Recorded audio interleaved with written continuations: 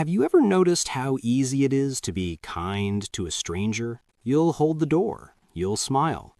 You'll apologize even when it's not your fault. You'll say, "No worries," with a warmth you didn't even know you had. And then you go home. And somehow, the people you love the most get the sharpest tone, the shortest patience, the quickest irritation. You snap at your sibling for breathing too loud. You sigh at your partner for asking a simple question. You ignore a text from someone you love, but you'd never ignore a stranger saying hello. And later, you feel that quiet guilt creep in. Why am I nicer to people I don't even know? Most of us assume this happens because we're stressed, or tired, or because they should understand me. And while that's part of it, the real reason goes much deeper. It lives in how your brain categorizes people, how safety rewires behavior, and how love does something strange to kindness. Let me show you what's actually going on. Think about the last time you interacted with a stranger, maybe a cashier, a taxi driver,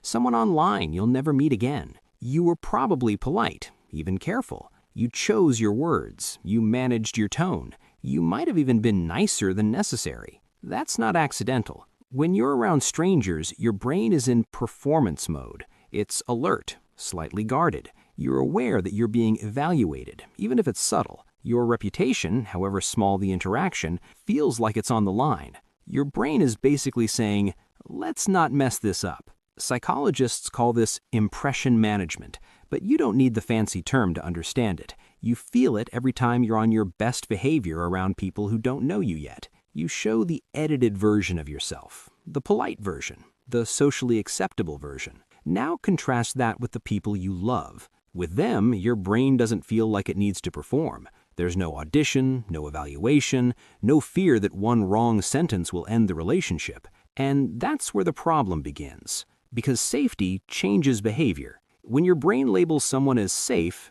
it relaxes. It stops monitoring every word. It stops buffering emotions. It stops filtering reactions. You don't consciously decide to be less kind. You just let go. And sometimes what you let go of is patience. There's a concept in psychology called the intimacy paradox. The closer someone is to you, the more emotional access they have. That access includes your good days, your bad moods, your exhaustion, your unprocessed stress. Strangers only get the surface. Loved ones get the full download.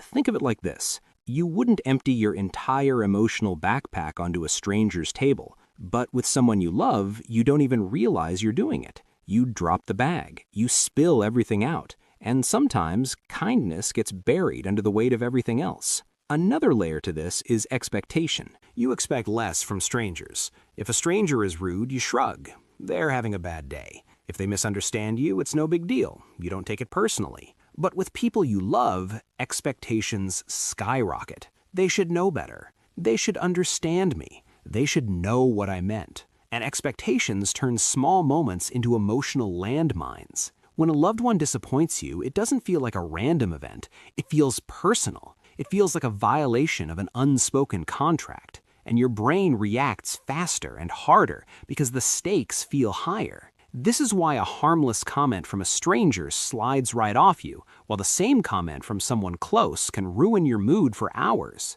Your brain isn't responding to the words, it's responding to the meaning you attach to who said them.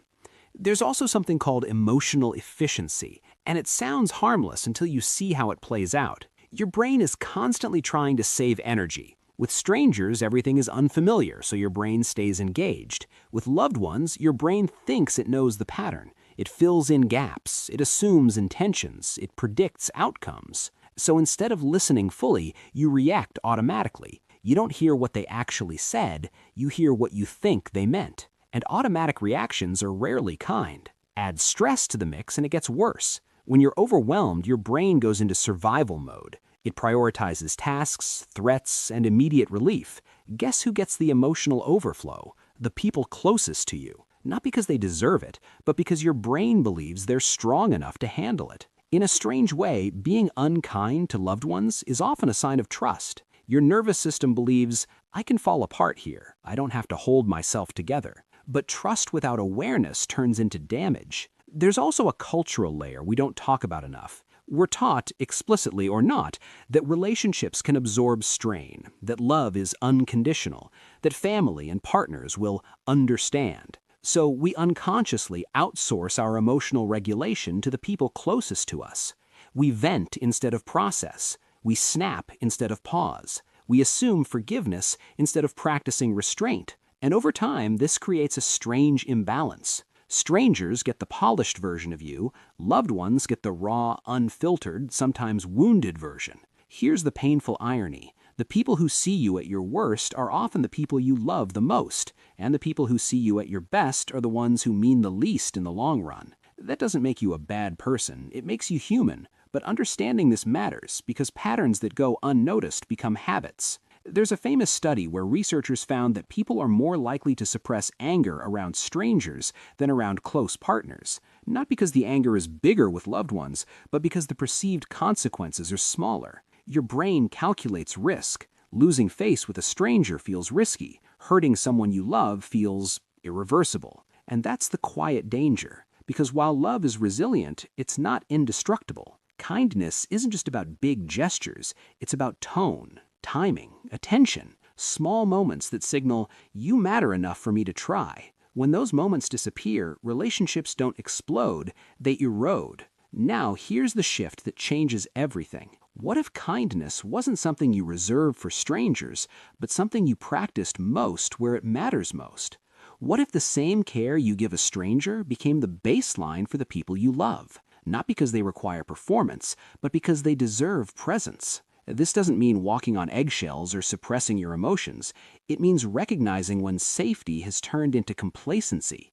It means noticing when comfort has quietly replaced care. Next time you feel yourself snapping at someone you love, pause and ask yourself one simple question. Would I say this the same way to a stranger? Not to shame yourself, just to interrupt the autopilot. Because the goal isn't perfection, it's awareness. When you bring awareness into the relationship, kindness stops being performative and starts being intentional. And here's something beautiful. When you practice kindness with people who already feel safe, it lands deeper. It heals faster. It builds something quieter but stronger than politeness ever could. Strangers will forget your kindness by tomorrow. Loved ones carry it with them. So if you've ever caught yourself being gentler with people you don't know than with people you love, you're not broken. Your brain is just doing what it learned to do. But now you know better. And once you see it, you can choose differently. If this made you think of someone or made you reflect on your own behavior, sit with that for a moment. You don't have to fix everything today.